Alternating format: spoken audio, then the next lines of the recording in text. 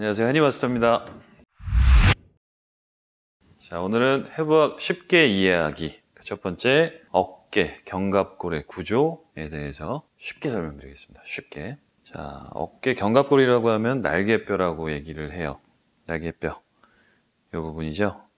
견갑대라고 하는 어깨 전반적인 큰 구조를 얘기를 합니다. 견갑대는.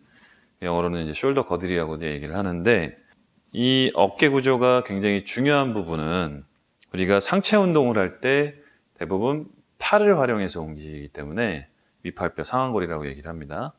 이 상완골이 무게 전달을 하면서 어깨 근육이라든지 체간에 있는 가슴, 등 근육 이런 부분들을 다 컨트롤하기 때문에 이 어깨 구조에 대한 이해를 굉장히 잘 하고 있으셔야 여러분들이 운동을 하는데 쉽게 도움이 될 수가 있어요.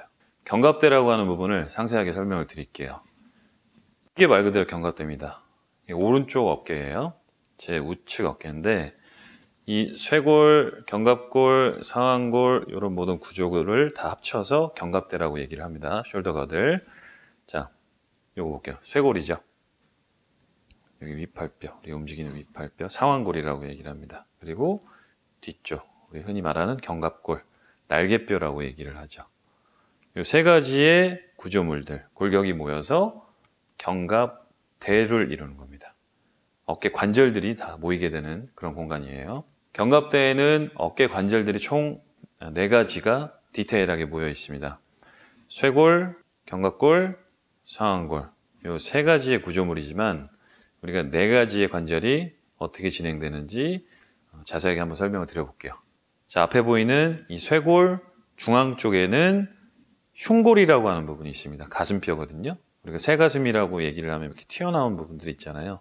명치의 약간 위쪽 부분들 다 골격 뼈로 이루어져 있어서 그 부분을 흉골이라고 하는데, 흉골과 쇄골이 만나는 요 지점의 관절, 흉쇄관절이라고 얘기를 해요. 스터노클래비큘라 조인트라고 얘기를 하고 SC 조인트.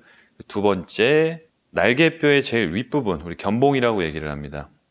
어깨 견자에 봉우리 봉자, 어깨의 가장 높은 곳이에요. 견갑골의 제일 상단 부위가 있어요. 바깥쪽에 상단 부위.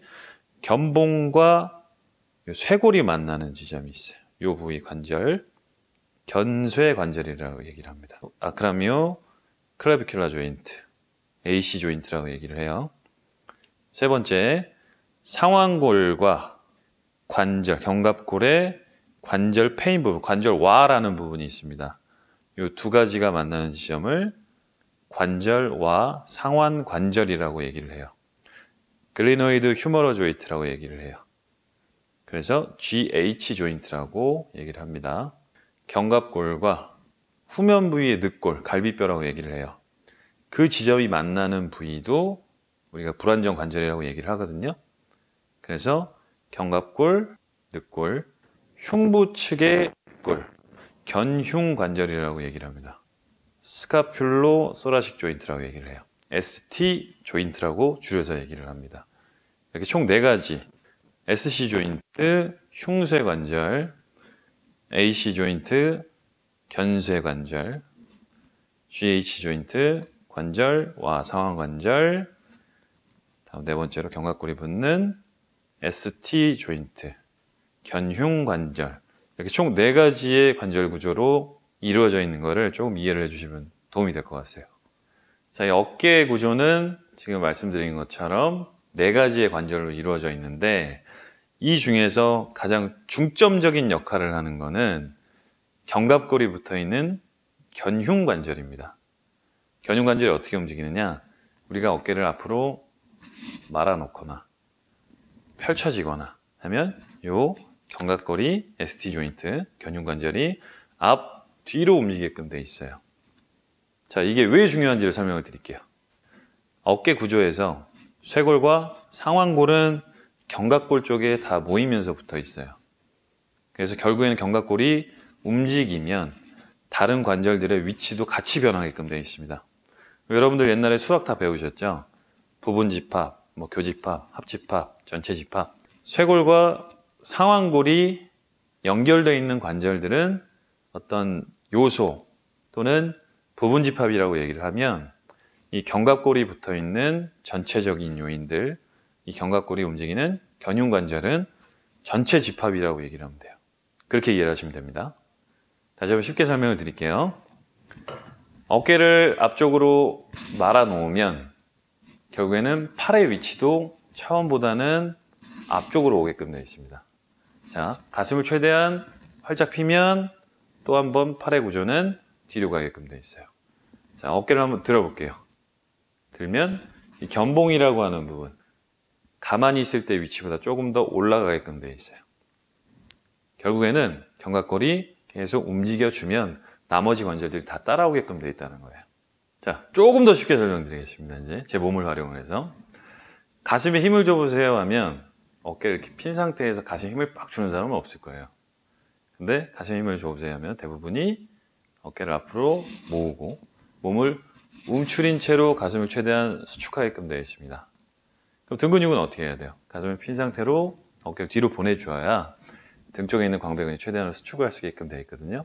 자, 가슴 운동을 할 때 제가 첫 시간에도 벤치프레스에 대해서 수축을 최대로 할 수 있는 방법은 어깨를 약간 상완골을 밀어주면서 또는 견갑골의 SC 조인트를 앞으로 보내주면서 최대한 수축을 해줘야 가슴이 최대한 활용을 할 수 있다라고 얘기를 드렸어요.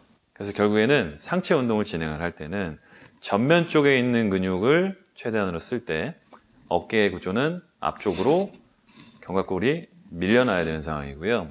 후면에 있는 근육을 쓸 때는 견갑골이 뒤쪽으로 펼쳐져야 되는 상황으로 모션을 만들어 주셔야 됩니다. 그렇게 되면 최대한으로 수축, 신장성 수축, 이완 이런 단계들이 원활하게끔 이루어질 수가 있는 거예요. 자, 여기서 조금 다른 부분이 하나 있습니다. 우리 특히 어깨 근육이 삼각근이라고 얘기를 하죠. 전면, 중면, 후면 삼각근으로 이루어져 있는데 다 쇄골과 상완골, 견봉과 상완골, 견갑골과 상완골 요 하나의 조인트만 지나가게끔, 하나의 관절만 지나가게끔 붙어 있기 때문에 견갑골의 위치가 변해서는 안 됩니다.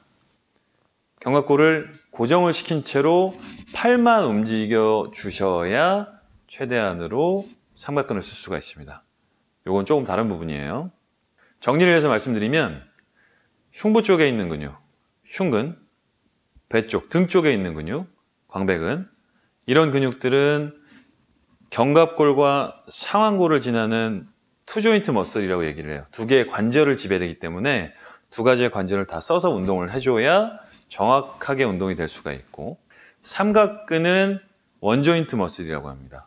하나의 관절만 지나서 단순 관절이라고 얘기를 하는데 하나의 관절만 지나서 지배되는 동작이 나타나기 때문에 견갑골을 움직여주면 그 기준점이 움직여버리면 안 됩니다. 그래서 견갑골을 고정시킨 채로 운동을 진행하셔야 돼요. 자, 이 내용 부분들이 굉장히 어렵기는 한데 결국 단순하게 얘기를 하면 가슴 등 운동은 어깨 위치 변화를 많이 해줘야 되는 동작이고요.